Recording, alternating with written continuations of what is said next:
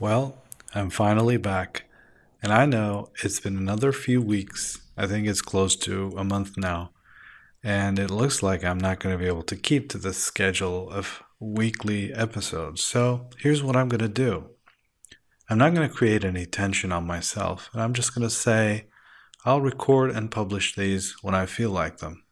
This will likely alleviate any stress on me and actually let me publish on a weekly or bi weekly basis, worst case scenario.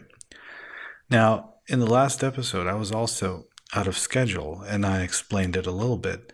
And the same stuff is going on right now, except that, we've made a lot of big decisions and I'm feeling a lot more energized and a lot more motivated now. So I think going forward, things should be better. Now, the big things that are happening next is one, I'm selling my biggest asset. I've decided to sell my largest product right now. So by doing so, I'm going to have the freedom to do whatever I want next. And I really like this podcasting business. So I'm going to keep doing this and I'm going to be launching a second one soon.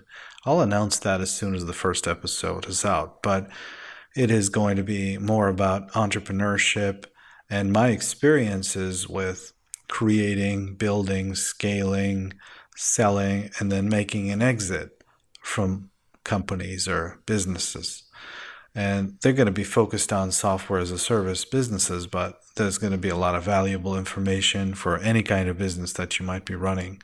So I'll definitely let you know as soon as that's up. The second big thing that's happening is me and my family, we've decided to become digital nomads. Now, if you don't know the term, if you've never heard of it, it's this movement of people that don't work in a single location, but instead they just take their backpack and their laptop, iPads, phones, whatever they need to take care of their work, and they just hit the road. And they work in one country for a month, they work in another for 2 weeks, whatever suits them. There are a lot of hubs these people get together, and it's very interesting. It's an amazing culture that I think is a good fit for us right now. So our daughter is too young to go to school, so we can take her with us, and she's not going to miss out on anything. She's probably not going to remember the whole experience, but she might pick up some languages on the way.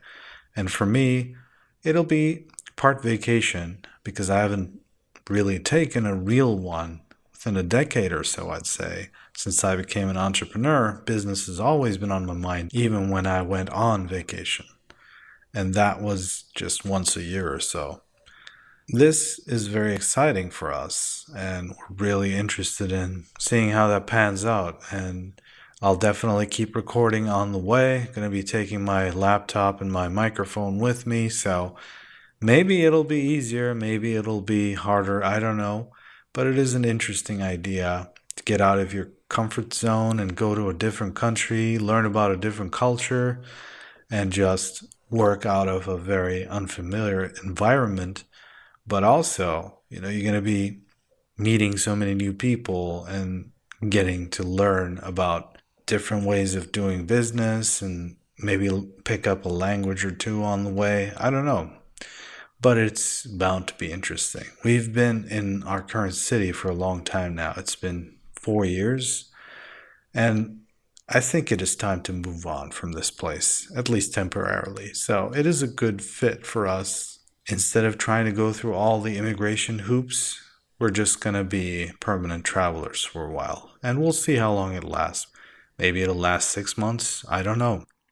But we're going to give it a try. We've seen some couples do it with 3 kids, so it should be possible with 1. Anyway, so given these big ideas and big things that are coming my way, I'm really hoping that I can keep doing the podcasts in an increasing manner because I'm going to have more time. And, the places I go to, I'm hoping they'll be more inspiring and I'll be able to come up with a lot more stuff to talk about on this podcast and the other one I'm thinking of launching soon. So it should be interesting for us all.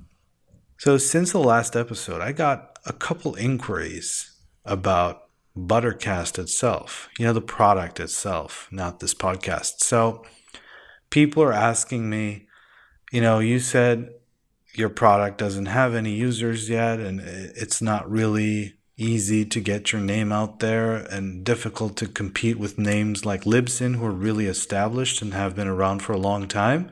Why don't you tell us about the product more so we can at least pass the information on and that sort of thing? So I decided I'll take a little bit of time this time and tell you about the product directly, because that's the only way we can keep this podcast going. We need to start selling this product and we needed to start making money. It doesn't have to make, a lot of money, but it should be bringing in some revenue soon. So I'd really appreciate any help and any feedback with it after the episode is done. And also, we're going to be looking for testers. We're going to be giving out some free accounts for 10 people so that they can use the product for free, hopefully set up their podcast on here, and then they can give us some feedback so we can further develop the platform. So let me tell you about the product. Now, it's a podcasting platform. It's kind of like Libsyn or Buzzsprout or any other podcasting platform you might have heard of that hosts audio files. But our service actually has a twist. So it has some audio algorithms that run on the server, which are going to take your audio and it's going to try to enhance it in different ways. So it's basically trying to take some of the load of editing off your backs. So the algorithm that's running right now on the server is called a balancer. It's also called a leveler on many places. And a leveler or balancer is something that actually takes your audio and then tries to balance out the audio levels throughout the audio. Now, you might have come across some podcast episodes that sound a little annoying because of the level differences between speakers. For instance, sometimes people interview people through Skype and they have two different recordings, but they don't really balance them out. So one guy is talking really loud and the other person on the other end is speaking a little low. So sometimes you turn up the volume to hear the guy who's low, and then the other one comes in and it's very loud suddenly and it hurts your ear, that kind of thing. So this algorithm is just taking care of that for you. It works really nicely. It actually runs some math-based functions that actually do this on your audio automatically. So that is really one extra offering that we have already on top of the working hosting platform. So you could use our platform just to host your files, and it works just well for that, as evidenced by my podcast that you're listening to right now. But also you can get your audio levels set without having to do anything in an audio editor or something. And I know a lot of people don't even bother editing their audio at all.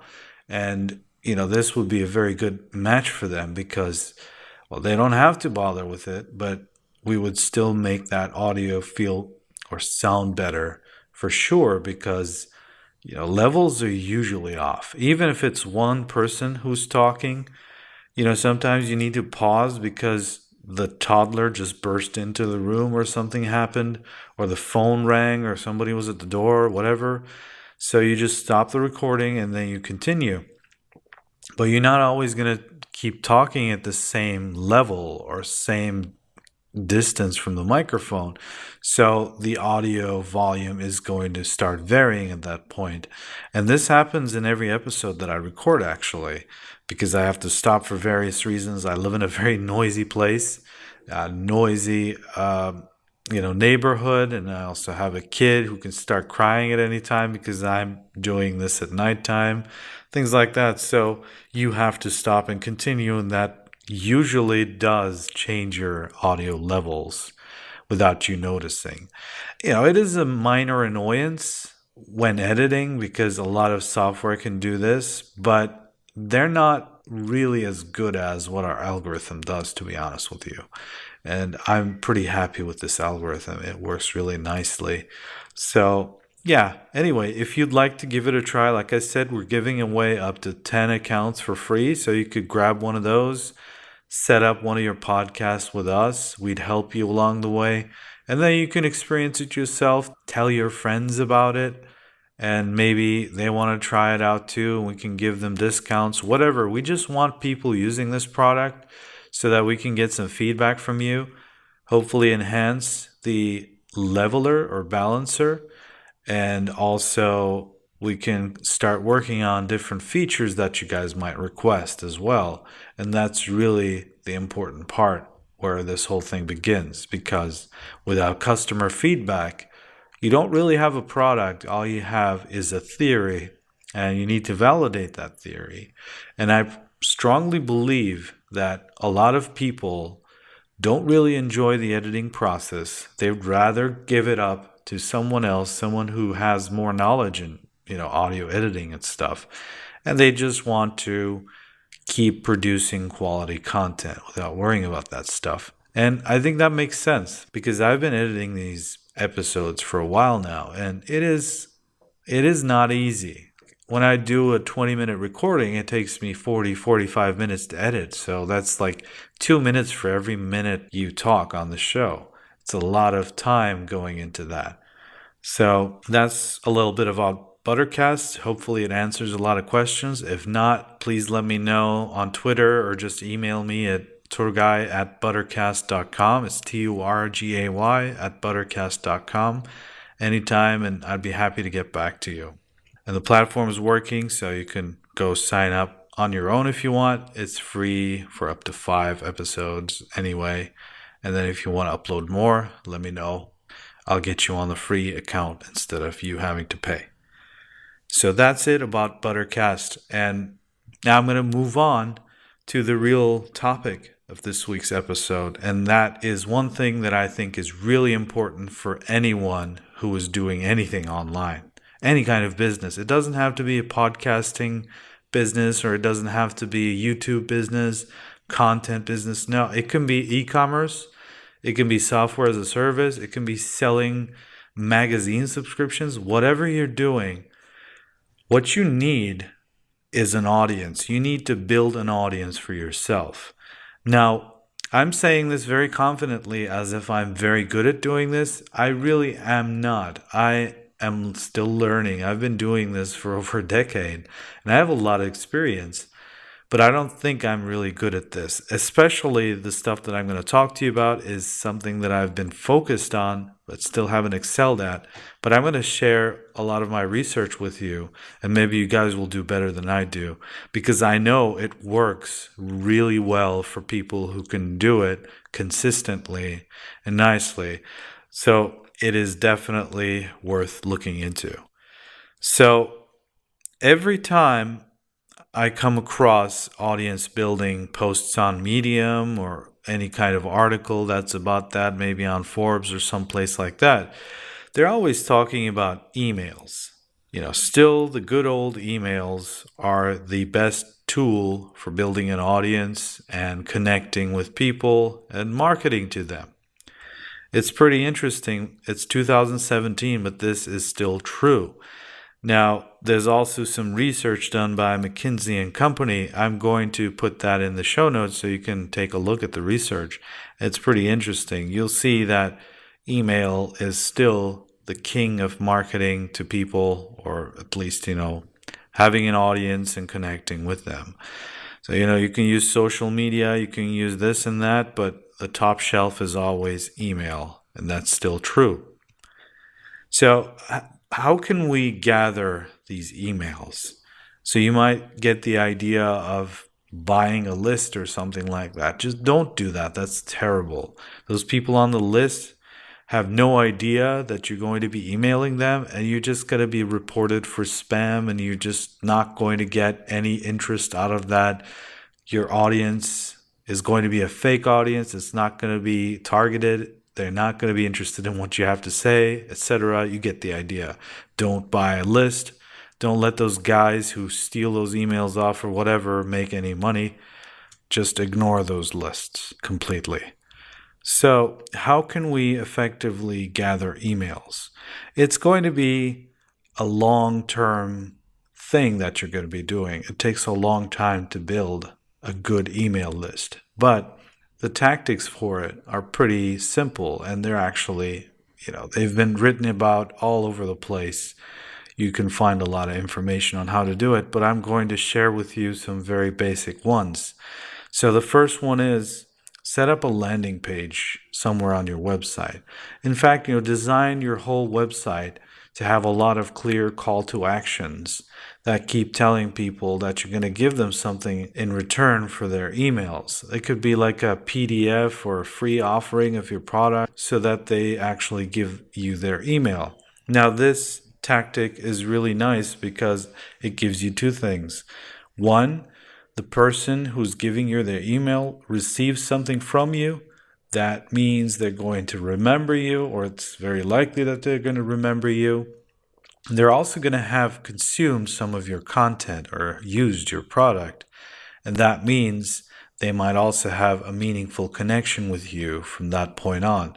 So it is a very good strategy, I think, that I also should be doing more often, for sure. But everybody who's doing online business should definitely be doing this. So how can we do this easily? Well, there's this free tool called SumoMe that I really like. It's very easy to set up, and they give you a bunch of different email templates, email collection templates, I should say. And they just pop up in the middle of the screen, or they come up from the bottom right, or things like that. You can customize all this stuff, and it's completely free when you're just collecting emails, and you can have them imported directly into your MailChimp or Aweber account, whatever you're using for emails, or you could just download it as a CSV file, then upload it into whatever email program or service you use. No matter what, you get the emails in a database that's in the cloud, so you're not going to be very likely to lose it either. It's a very nice service. So you just set that up, sign up for an account, and then you copy and paste some code into your website, and everything just starts working magically. And there's this admin panel that comes up, and it looks really nice. The templates they provide are pretty professional. And I've been having some decent success with converting people, who read my blog or read stuff online about my product, the pricing and things like that. And they just leave their email because they want to get a free account in return. So that kind of thing is definitely very effective in getting emails. And, the important thing also is to make sure you have a very strong call to action. You tell people deliberately to do something. It could be something like, get my free ebook now, or, go sign up for your free account right now, redeem your free account, something like that, something that has a little bit of a sense of urgency, but also tells them to take action clearly, and they should know what they're getting in return and what they need to do in a few words. And, make the button big and make it bright, use colors, whatever. There's a lot of people who do consultancy on this stuff too. You can utilize their help, or I'll be happy to take a look at whatever you have. And really, it's something about psychology. You just want to make people take action. So that's why it's called a clear call to action. You definitely want one of those on your website. Another place you can have a very clear call to action is at the end of your podcast episodes and also in your show notes. So when you're closing your episode, talk about your offer, talk about what you have that might be interesting to your audience, and tell them to go to this and this link in the show notes, click it, put in your email, and then you're going to receive this and that kind of thing. It's very, very effective. And people usually take this kind of action to get free stuff because we're all looking for quality content. We're all looking for value online. And giving up our email address is not such a big deal because we also want to hear from these people anyway. And we can always unsubscribe and never receive another message from these people anyway. It's not like in the early 2000s where you were not able to report spam to any place, or you were not able to unsubscribe from lists or whatnot. It used to be terrible back then, but today it's not. So a lot of people are just giving up their email addresses pretty easily for, perceived value. And it's a lot easier to gather emails nowadays. So that's really the message I wanted to give you this episode. So we're going to be delving into marketing a lot, obviously, and this stuff is going to come up. Call to actions and email lists, building email lists, and in general, building an audience for yourself. Now, personally and for your brand. So your person and your brand might be the same thing, or they might be different, or you might have a personal brand and also a product of yourself or multiple products like I do. And they all need their audiences. Without an audience, you're constantly starting from zero. You're constantly starting from scratch. Now, me personally, I don't really have a very big following except for my Twitter one, but that's not a very engaged one. So it's not really that important, even though it's like 6,000 plus people there that follow me. They don't really interact with me much, probably because I don't put much on Twitter, but you get the idea. You need to have an engaged audience that's interested in hearing from you. That's very, very important for long-term success, because then whenever you have an idea, whenever you're going for a new endeavor, you just have a bunch of people who are already waiting to hear from you. And you can just tell them with the click of a button about your new offering or new podcast or new content that came out, and they would be jumping on it. So you see a lot of examples like these all around us. All these internet celebrities we see, they have big audiences that are engaged with them. So that's what sets them apart from everyone else. This is very important. And email is really, really the best place to start. Not social media, not doing anything else, but gathering emails is really, really powerful. And of course, step 0 would be to create valuable, engaging content. So that's what I hope I'm doing with this podcast, for instance. So if I have engaging content that you guys are finding valuable, then you might be interested in testing out my product. You might be interested in talking to me.